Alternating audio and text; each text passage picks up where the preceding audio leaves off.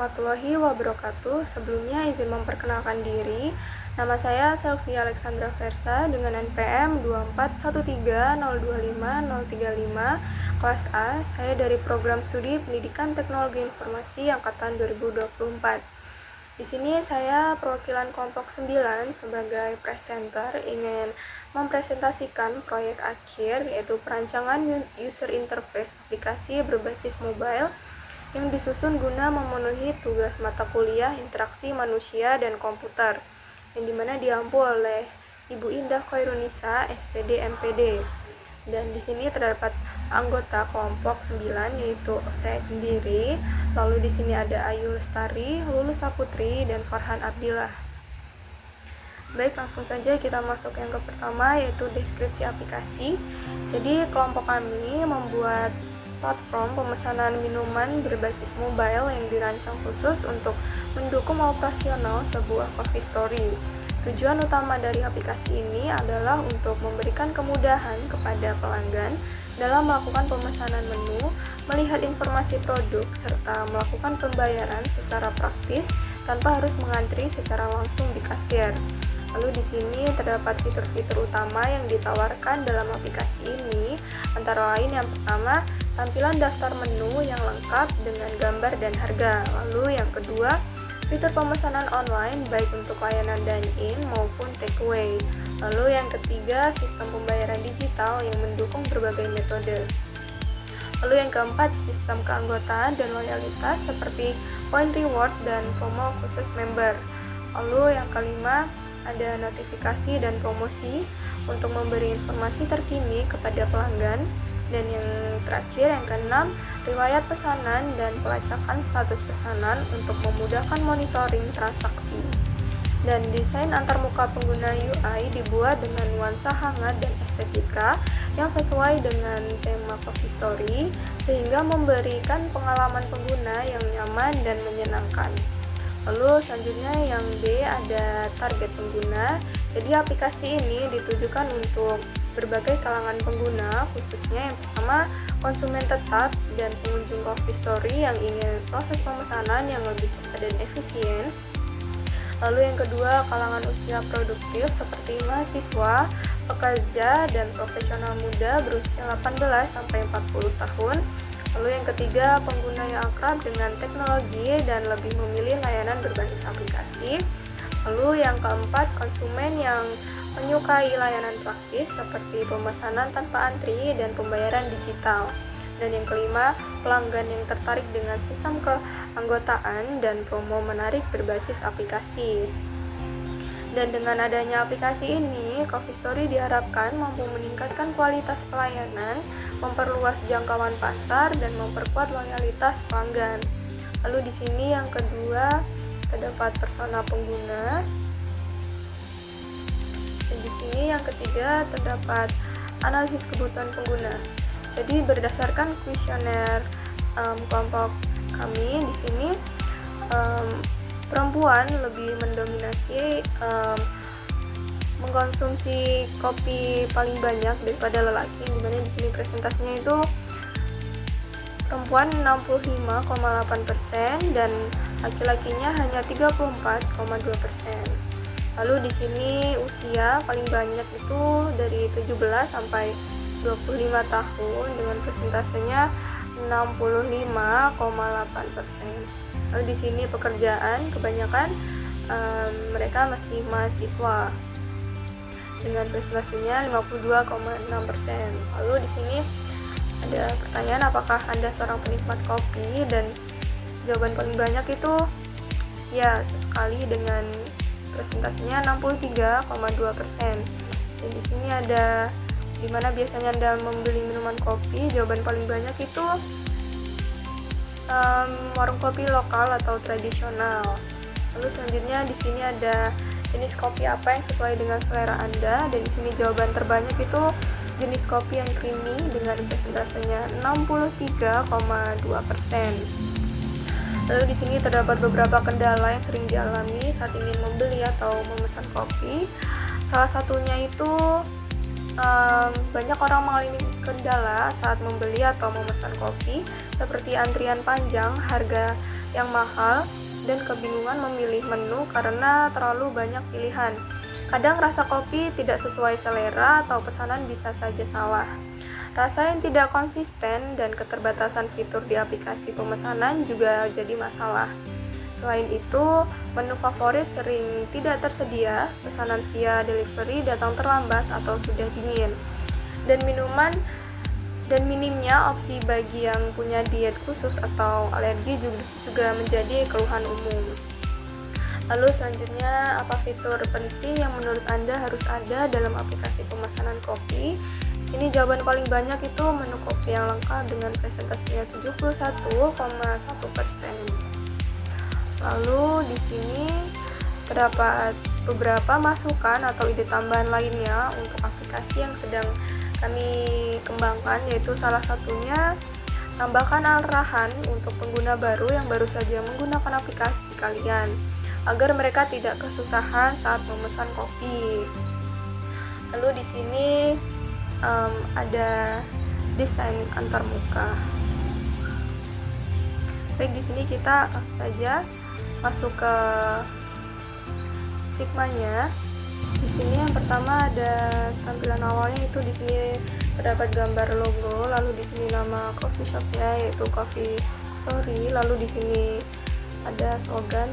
Lalu di sini nanti kita klik mulai, lalu di sini ada menu sign in yang dimana pengguna diminta untuk memasukkan email lalu memasukkan password, dan jika pengguna lupa dengan password, nanti dia bisa klik forget password. Lalu di sini juga ada pilihan bisa menggunakan Facebook atau Google. Lalu nanti kita klik sign in. Terus selanjutnya di sini ada sign up, yang dimana pengguna diminta untuk memasukkan email, lalu memasukkan password, lalu mengkonfirmasi password. Lalu nanti kita klik sign in. Lalu selanjutnya di sini ada tampilan menu, yang dimana di sini terdapat banner promo dan di sini ada menu-menu spesial yang tersedia.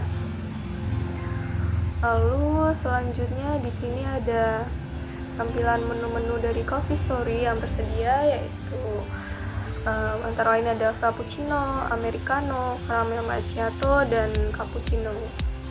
Lalu di sini kita memilih frappuccino yang akan dibeli. Lalu di sini ada ukuran atau size, itu ada small, medium, dan large. Lalu di sini ada harganya. Lalu nanti kita klik add to cart. Lalu selanjutnya di sini ada pilihan susu, krim, dan sirupnya. Di sini pilihan susunya itu oat milk, lalu menggunakan whipped cream, lalu menggunakan sirup coklat.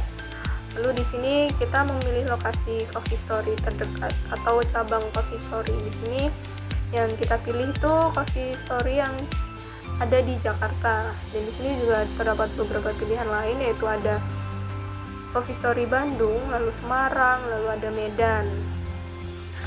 Lalu selanjutnya di sini ada map atau lokasi Coffee Story yang ada di Jakarta. Lalu di sini ada menu yang kita pilih atau yang ingin kita beli. Lalu di sini jika ada kode promo bisa digunakan. Lalu nanti kita klik check out. Lalu selanjutnya di sini ada delivery method, ada pickup atau delivery. Lalu di sini ada tanggal, dimana di sini ada hari dan tanggalnya. Lalu di sini ada waktu pemesanan kita. Lalu nanti kita klik next, dan di sini ada payment atau metode pembayarannya, yaitu kita menggunakan metode pembayaran UPI. Lalu nanti kita klik place order. Lalu selanjutnya kita masuk ke ini. Jadi di sini ada review order. Di sini menu yang kita beli ada frappuccino dan flat white. Di sini ada delivery to Coffee Story. Di sini ada pickup detailsnya, dan di sini ada payment, dan di sini ada total dari menu yang kita ingin beli. Lalu selanjutnya di sini ada nomor antrian atau nomor pembeli, dan di sini ada pickup time, yaitu waktunya jam 9, lalu pickup location-nya itu Coffee Story. Dan di sini ada order trackingnya. Yang pertama ada order place, lalu selanjutnya nanti preparing, lalu terakhir order is ready atau pesanan sudah siap. Lalu selanjutnya di sini ada ringkasan menu yang sudah kita pesan tadi. Lalu di sini ada profile pengguna, yang dimana di sini bagian account terdapat account details, lalu payment details, notification settings. Dan di sini yang di order, bagian order terdapat order history, lalu ada reward and loyalty. Lalu di sini yang di preference terdapat address management. Oke, selanjutnya di sini saya akan menjalankan.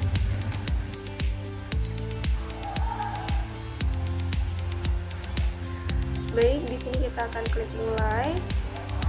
Lalu kita klik sign in, sign on,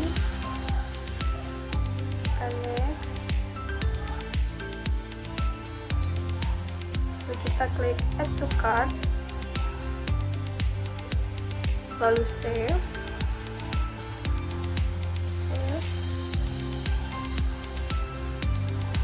Kita klik check out.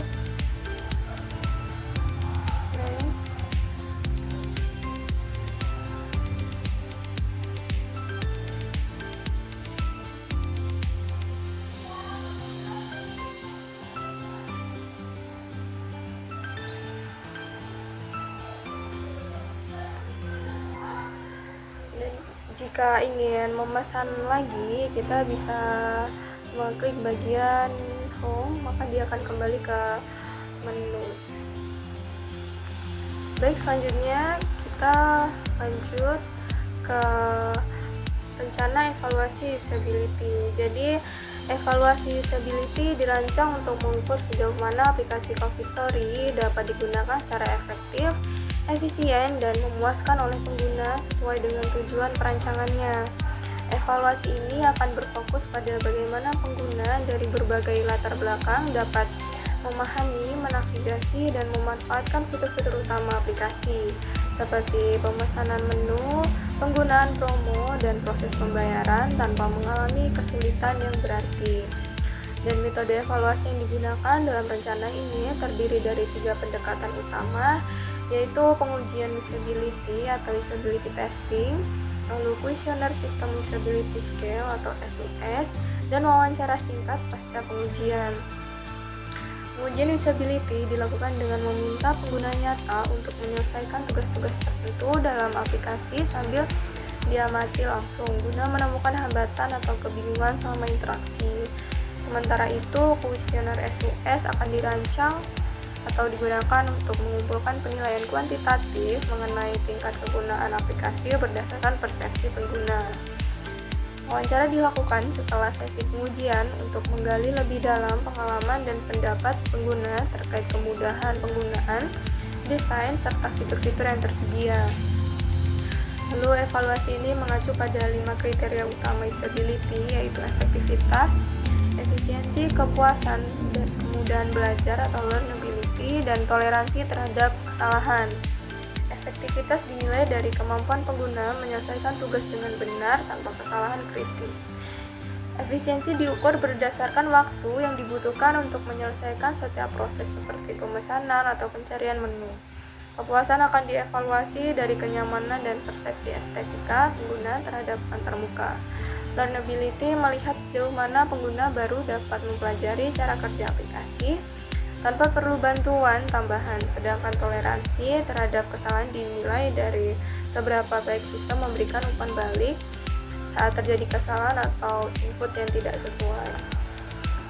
Adapun tugas-tugas utama yang akan diuji selama evaluasi meliputi yang pertama login ke aplikasi, yang kedua melihat dan memilih menu kopi dari halaman utama maupun kategori, lalu yang ketiga menggunakan dan mengklaim promo, dan yang keempat melakukan pemesanan kopi baik untuk dine-in maupun takeaway, lalu yang kelima memilih cabang Coffee Story terdekat, lalu yang keenam melihat riwayat pesanan atau memantau status transaksi, dan yang ketujuh mengakses serta mengedit informasi pada halaman profil.